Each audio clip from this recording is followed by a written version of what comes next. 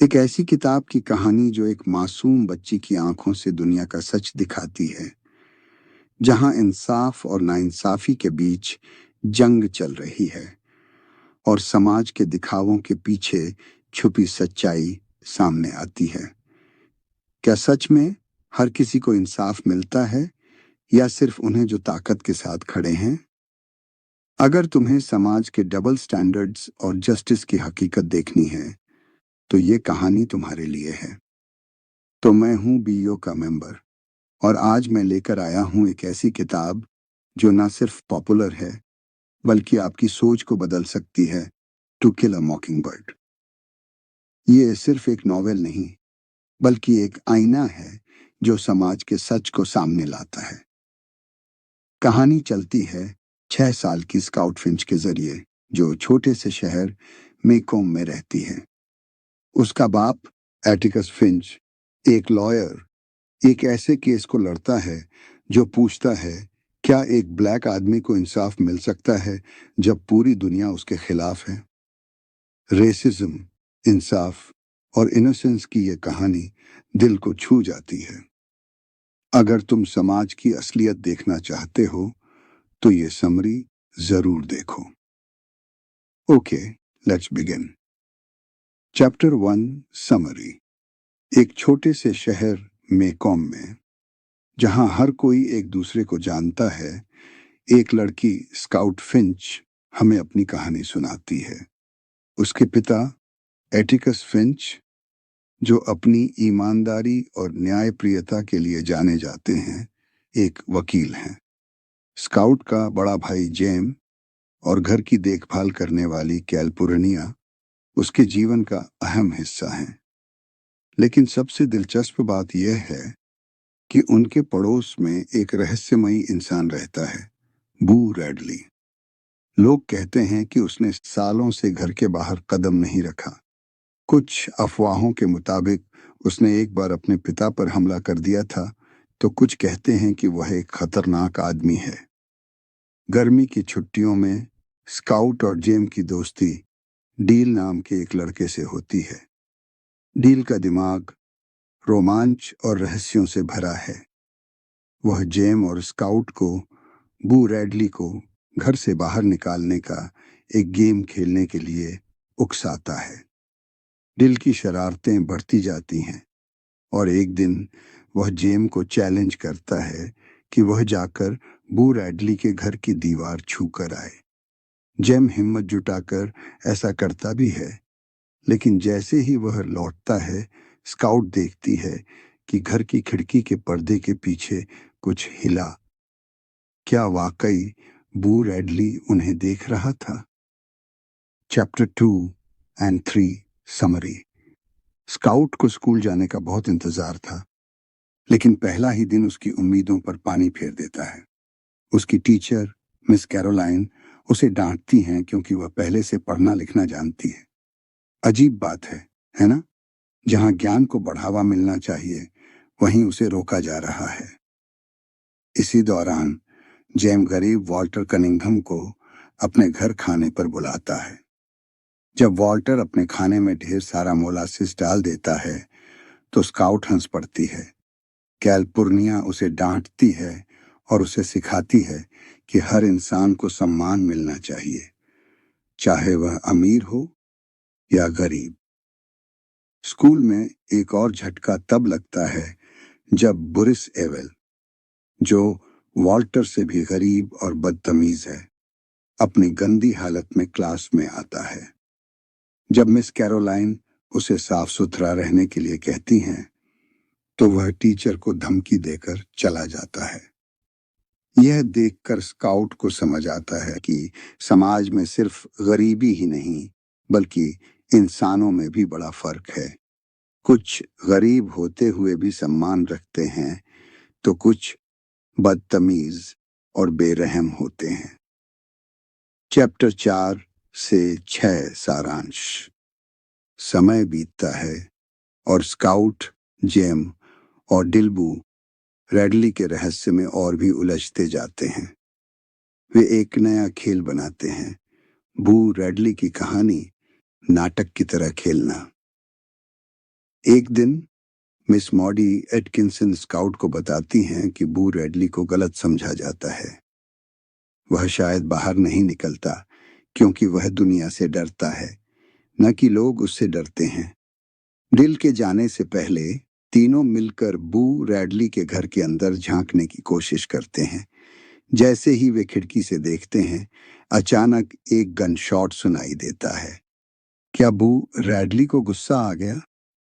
बच्चे भागकर घर लौटते हैं और पता चलता है कि नाथन रैडली ने किसी काले आदमी को चोरी करते देख गोली चलाई थी। लेकिन क्या सच में कोई चोर था या यह सिर्फ बहाना था? चैप्टर 7 और 8 समरी।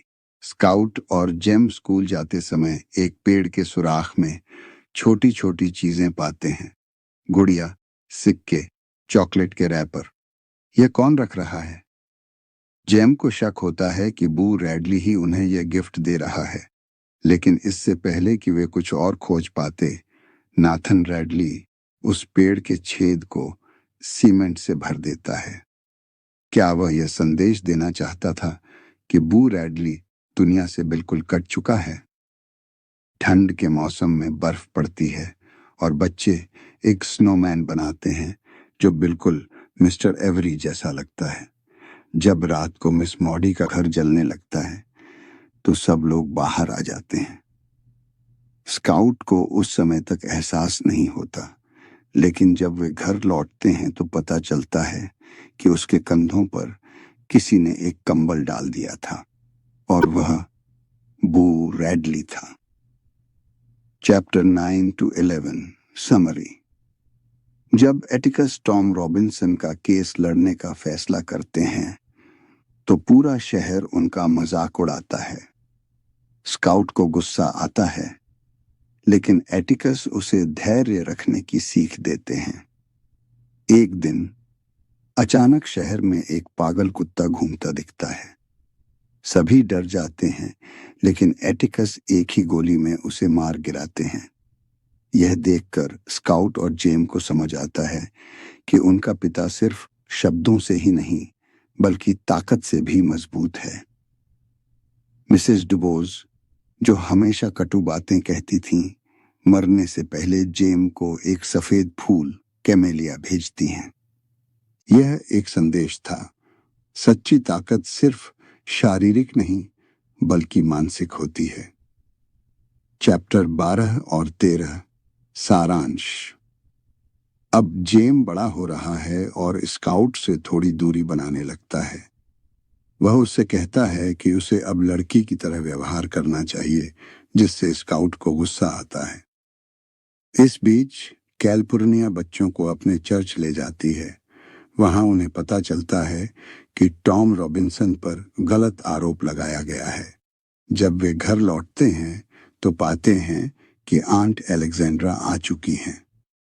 आंट एलेक्जेंड्रा का मानना है कि खून के रिश्ते सबसे जरूरी होते हैं और स्काउट को एक अच्छी लड़की बनना चाहिए। एटिकस आंट एलेक्जेंड्रा के कहने पर बच्चों को उनके वंश के बारे में सिखाने की कोशिश करते हैं, लेकिन स्काउट ये सब सुनकर रो पड़ती है। क्या खून के रिश्ते हमारी असली पहचान तय करते हैं या फिर हम अपने कर्मों से पहचान बनाते हैं? आगे के अध्यायों में बड़े सवालों के जवाब मिलेंगे। क्या टॉम को इंसाफ मिलेगा? क्या बू रैडली वाकई खतरनाक है या सिर्फ समाज का एक शिकार? अगले चैप्टर में जानेंगे पूरी कहानी। Chapter 14-15 summary. टॉम रॉबिन्सन का मुकदमा नजदीक आ रहा था और पूरे शहर में इस पर चर्चा हो रही थी। स्काउट और जेम को स्कूल में अजीब नजरों और फुसफुसाहटों का सामना करना पड़ता है। लोग उनके पिता एटिकस को बुरा भला कहते हैं क्योंकि वह एक काले आदमी का बचाव कर रहे थे। एक रात स्काउट की अपने भाई जेम से झड़प हो जाती है। जेम अब बड़ा हो रहा था और खुद को स्काउट से ज्यादा समझदार समझने लगा था। जब स्काउट को गुस्सा आता है और वह जेम से लड़ने लगती है तो अचानक एक नई समस्या खड़ी हो जाती है। बिस्तर के नीचे कोई छुपा था। डरते डरते जेम ने छड़ी से टटोला और वहां से डिल बाहर निकला। डिल अपने घर से भाग आया था क्योंकि उसे अपने माता पिता से प्यार और ध्यान नहीं मिलता था। एटिकस को देखकर वह डर जाता है, लेकिन एटिकस उसे समझदारी से जवाब देते हैं और उसकी देखभाल करते हैं। लेकिन असली खतरा तब आया जब शेरिफ हेक्टेट एटिकस के पास आया और बताया कि टॉम रॉबिन्सन को जब जेल ले जाया जाएगा तो भीड़ उसे जान से मार सकती है। उस रात एटिकस अकेले जेल के बाहर बैठते हैं, एक किताब पढ़ते हुए। जब एक गुस्साई भीड़ आती है और एटिकस को हटने के लिए कहती है तो अचानक स्काउट बीच में आ जाती है। वह वहां मौजूद एक आदमी को पहचान लेती है, मिस्टर कनिंघम। उसने मासूमियत से मिस्टर कनिंघम से बात की और उनका नाम लिया। यह छोटे से पल ने माहौल बदल दिया। मिस्टर कनिंघम का दिल पिघल गया और धीरे धीरे भीड़ तितर बितर हो गई। यह वही पल था जब स्काउट को एहसास हुआ कि कभी कभी ताकत लड़ाई में नहीं बल्कि शब्दों में होती है। Chapter 16 and 17 summary. मेकॉम का हर शख्स टॉम रॉबिन्सन के मुकदमे को देखने आया था। हर तरफ हलचल थी, लेकिन मिस मॉडी ने आने से मना कर दिया। उन्होंने कहा, किसी की जिंदगी पर हो रहे तमाशे को देखना मुझे मंजूर नहीं। जेम, स्काउट और डिल भी चोरी छिपे कोर्ट रूम में घुस गए और बालकनी में जाकर बैठे जहां काले लोगों को बैठने की अनुमति थी। बॉब इवेल, जो टॉम पर आरोप लगा रहा था, ने गवाही दी। वह चीख चीख कर बोला कि उसने टॉम को अपनी बेटी मेला के साथ जबरदस्ती करते देखा। लेकिन एटिकस ने एक महत्वपूर्ण सवाल उठाया। अगर मेला पर हमला हुआ था तो किसी ने डॉक्टर को क्यों नहीं बुलाया? फिर एटिकस ने बॉब से एक साधारण चीज करने को कहा, अपना नाम लिखो। बॉब ने बाएं हाथ से लिखा, जिससे यह साफ हो गया कि वह बाएं हाथ का था। मेला की चोटें उसके चेहरे के दाईं ओर थीं। तो क्या यह संभव नहीं था कि टॉम, जिसका एक हाथ पूरी तरह से बेकार था, कि बजाय बॉब ने खुद अपनी बेटी को मारा हो? Chapter 18 and 19 summary. अब मेला की बारी थी। उसके चेहरे पर घबराहट थी। एटिकस ने शांत स्वभाव से उसे सवाल पूछे, लेकिन जब उसने सच्चाई छिपाने की कोशिश की तो एटिकस ने उसे चतुराई से घेर लिया। मेला ने पहले कहा कि टॉम ने जबरदस्ती की, लेकिन जब एटिकस ने उससे उसकी घरेलू जिंदगी के बारे में पूछा, क्या उसका पिता शराब पीता था, क्या उसने कभी उस पर हाथ उठाया, तो मेला जवाब नहीं दे पाई। अंत में वह बुरी तरह रोने लगी और चिल्लाई, तुम सब अगर यही चाहते हो तो उसे दोषी ठहरा दो। अब टॉम रॉबिन्सन की गवाही आई। उसने बताया कि उसने मेला की मदद की थी क्योंकि उसे अकेलापन महसूस होता था। लेकिन उस दिन जब वह घर में अकेली थी, उसने टॉम को चूमने की कोशिश की। इसी बीच बॉब इवेल अचानक कमरे में आ गया और गुस्से से चिल्लाया, मैं तुझे मार डालूंगा, हरामजादे। टॉम को वहां से भागना पड़ा, लेकिन एक बेगुनाह आदमी का भागना हमेशा उसे दोषी बना देता है। चैप्टर 20 से 22 तक सारांश। अदालत में सभी टॉम की गवाही सुन चुके थे, लेकिन क्या इंसाफ मिलेगा? एटिकस ने अपनी आखिरी दलील दी। उन्होंने कहा, यह मामला उतना जटिल नहीं है जितना लोग समझ रहे हैं। यह केवल एक साधारण मामला है, सही और गलत का। लेकिन इस मामले में एक चीज इसे बिगाड़ रही है, हमारा रंग भेद। लेकिन यह सब बेकार गया। जूरी ने टॉम को दोषी करार दिया। जब एटिकस कोर्ट से बाहर निकले तो बालकनी में बैठे सभी काले लोग चुपचाप खड़े हो गए। मिस मॉडी ने बच्चों को समझाया। भले ही टॉम हार गया, लेकिन एटिकस ने लोगों को सिखाया कि कुछ लोग अब भी सही के लिए खड़े होते हैं। Chapter 23 to 25 Summary Bob eval Atticus से बदला लेने की धमकी देता है, लेकिन एटिकस सिर्फ हंसते हैं और कहते हैं अगर इससे उसे खुशी मिलती है तो ठीक है। लेकिन फिर टॉम जेल से भागने की कोशिश करता है और पुलिस उसे गोली मार देती है। पूरे शहर में यह खबर फैल जाती है और मेकॉम के लिए यह बस एक और गपशप बनकर रह जाती है। चैप्टर 26 एंड 27 समरी ट्रायल खत्म हो चुका था, लेकिन स्काउट के मन में सवाल रह गए थे। बॉब इवेल अब भी बदला लेने की कोशिश कर रहा था। उसने टॉम की विधवा हेलेन का पीछा किया और उसे तंग करने की कोशिश की। शहर में हैलोवीन फेस्टिवल का आयोजन किया गया, लेकिन किसी को नहीं पता था कि यह रात हमेशा के लिए स्काउट और जेम की जिंदगी बदलने वाली थी। चैप्टर 28 to 31 समरी स्काउट और जेम हैलोवीन पेजेंट से लौट रहे थे जब अचानक उन पर हमला हो गया। एक काले अंधेरे में किसी ने जेम को पकड़ लिया। स्काउट गिर पड़ी और बस आवाजें सुनती रही, चिल्लाहटें, संघर्ष और फिर एक धड़ाम। फिर एक आदमी ने जेम को उठाया और घर ले गया।